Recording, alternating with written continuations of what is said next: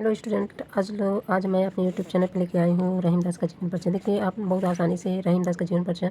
रहीम दास का जन्म सन 1556 ईस्वी के लाहौर में हुआ था। इनका पूरा नाम अब्दुल रहीम खान खाना था।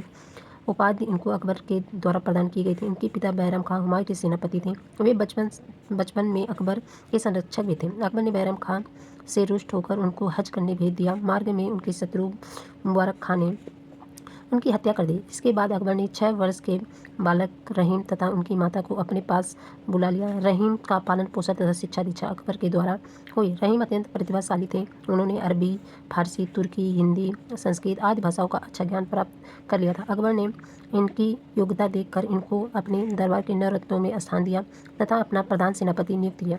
उसने जहांगीर की शिक्षा का दायित्व भी रहीम को सौंप दिया।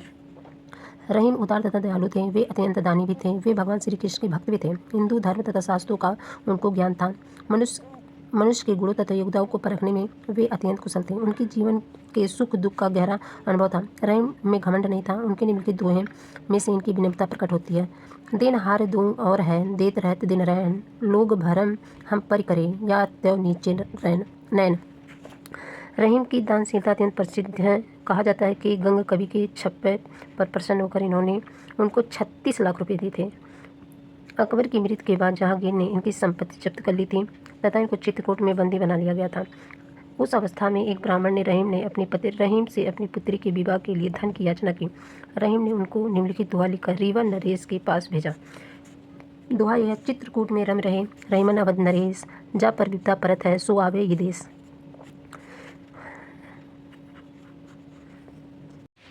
इसके आगे देखिए दोस्तों, रीवा नरेश ने इनका दोहा पढ़कर उस ब्राह्मण की सहायता की। रहीम तुलसीदास की मृत्यु, बंदी जीवन से मुक्त होने पर रहीम को घोर आर्थिक संकट सहना पड़ा। इस दशा में अपनी दानी स्वभाव के रूप में याचकों को कुछ न दे पाने से रहीम अत्यंत व्यथित होते थे।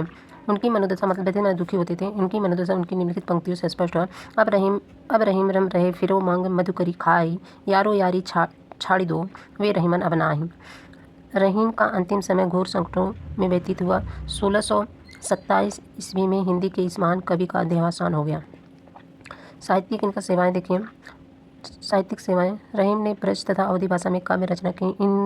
उनको नीति संबंधी दोहों में उनके गंभीर अनुभव की झलक मिलती है। हिंदी के अतिरिक्त अपने फारसी भाषा में भी लिखा। रहीम ने मौलिक लेखक के साथ अनुवाद की सफलतापूर्वक किया। रहीम भक्तिकालीन हिंदी साहित्य में महत्वपूर्ण स्थान के अधिकारी हैं। श्रृंगार रस पर रहीम का गहरा अधिकार था। मदनाष्टक में रहीम ने गोपियों एवं कृष्ण के प्रेम का भाव में वर्णन किया। इसके साथ ही रहीम ने नायिकाओं के साथ अनेक भेदों का वर्णन भी किया। 12वें नायिका भेद वर्णन में किया गया। रस: रहीम की कविता में श्रृंगार, वीर, करुण, हास्य आदि रसों का कुशलतापूर्वक परिपाक हुआ है। श्रृंगार रस पर तो रहीम का पूरा अधिकार है। रचनाएं इनकी देखिए। पहला, रहीम सतसई। अभी तक रहीम के लगभग 300 दोहे प्राप्त हुए हैं। इस पुस्तक में रहीम ने नीति संबंधित दोहा संग्रहित है। इस दोहे पर रहीम के गहरे अनुभव की छाप है। मदनाष्टक रहीम की श्रेष्ठ काव्य रचना है। यह संस्कृत में से ब्रज भाषा में लिखी गई है। इसमें गोपियों तथा श्री कृष्ण के प्रेम का वर्णन है। श्रृंगार सोरठा में यह रहीम की श्रृंगारिक रचना। अभी तक इसके 6 सोठे ही उपलब्ध हैं। 12वें नायक भेद वर्णन। इस ग्रंथ की रचना कवि ने ब्रज एवं अवधी मिश्रित भाषा में की है। इसमें नायिकाओं के भेदों का वर्णन भी किया गया है। कवि ने इसके लिए भैरवी छंद का प्रयोग किया है। रास पंचाध्यायी इस ग्रंथ में श्रीमद् भागवत के आधार पर लिखा गया। यह अपर्याप्त है। नगर शोभा, इसमें विभिन्न जातियों की स्थितियों की सुंदरता का वर्णन किया गया है। वस्तुतः रहीम नीतिपरक काव्य के सर्वश्रेष्ठ सर्जक थे। थैंक यू दोस्तों।